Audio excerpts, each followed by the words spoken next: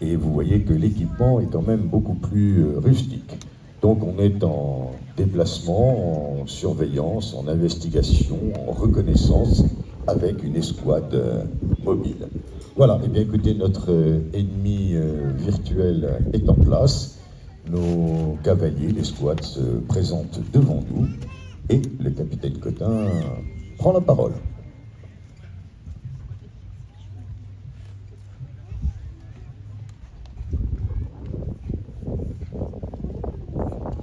Merci beaucoup.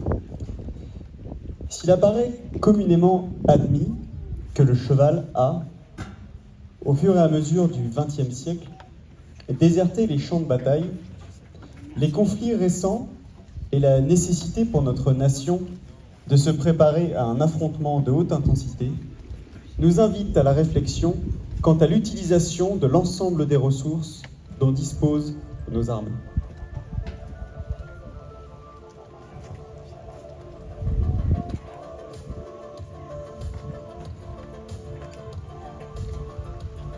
Discret, tout-terrain, solide, le cheval se révèle être un vecteur de choix pour mener à bien des missions de reconnaissance et de renseignement, notamment dans un milieu montagneux ou boisé.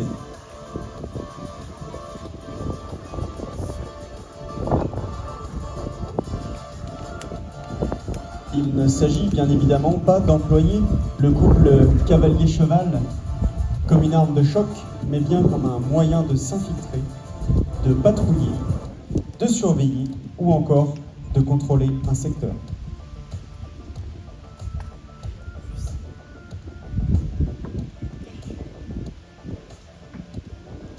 Alpha, ici 10. À partir de votre position, éclairez la progression du peloton jusqu'au lisière sud de la ville, en mesure de renseigner sur une éventuelle présence ennemie.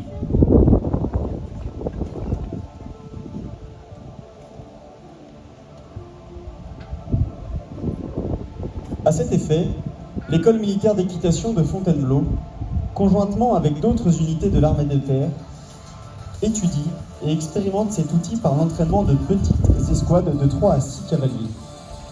En se basant sur les savoir-faire des anciennes unités de cavalerie montée et les connaissances tactiques contemporaines de nos cadres, nous vous présentons aujourd'hui cette escouade montée.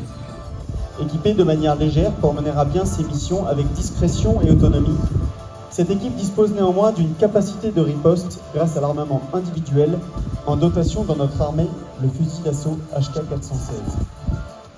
Non pas conçu comme un outil de combat, mais comme un moyen de déplacement, vous le constatez, les chevaux sont laissés en zone d'attente derrière la zone d'action, tandis que les soldats progressent en sûreté vers leur objectif.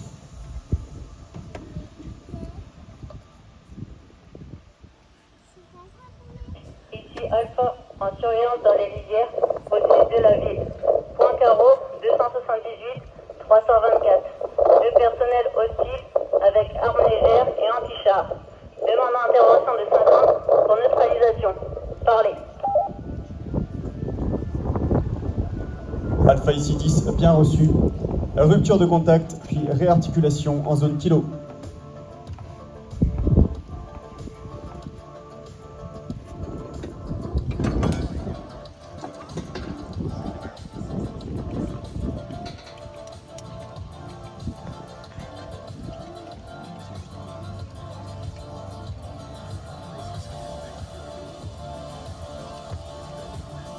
Après l'acquisition du renseignement, les soldats regagnent leur monture pour s'exfiltrer et permettre ainsi à un élément d'intervention d'une autre unité de neutraliser la cible.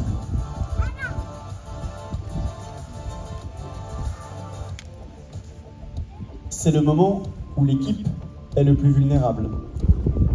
C'est pourquoi l'un des soldats, vous pouvez le voir, reste en position pour appuyer la remise en selle de l'autre.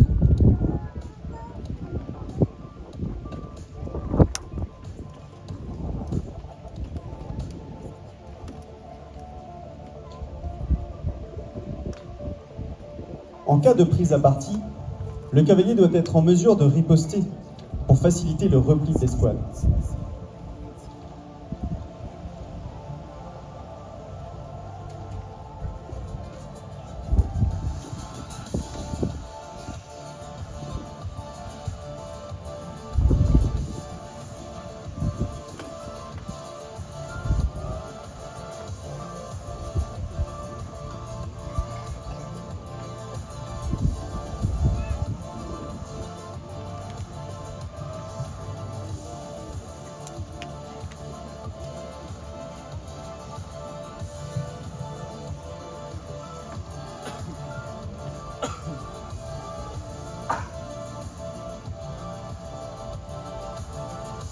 outil polyvalent au service des armées depuis des siècles.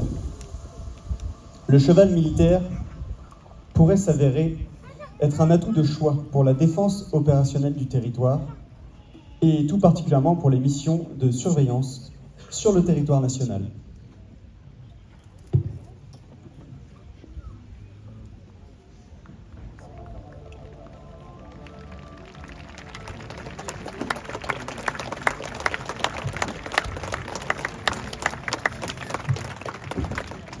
Alors mon capitaine, si je ne m'abuse, nous avions déjà vu pas mal les unités montées en mission de police, en mission de surveillance. Et là, donc, les militaires de Fontainebleau étudient comment donner une dimension réellement tactique dans le cadre du combat. Et c'est vrai que cette discrétion liée au cheval lui-même et au personnel entièrement camouflé, voilà. Peuvent-ils faire usage de leurs armes quand ils sont à cheval, mon capitaine? Alors oui, tout à fait, c'est envisageable, mais uniquement dans le cas d'une riposte, puisque en termes de stabilité de tir, on n'est pas sur des données très fiables pour le tir, donc effectivement en cas de riposte. Pour l'éducation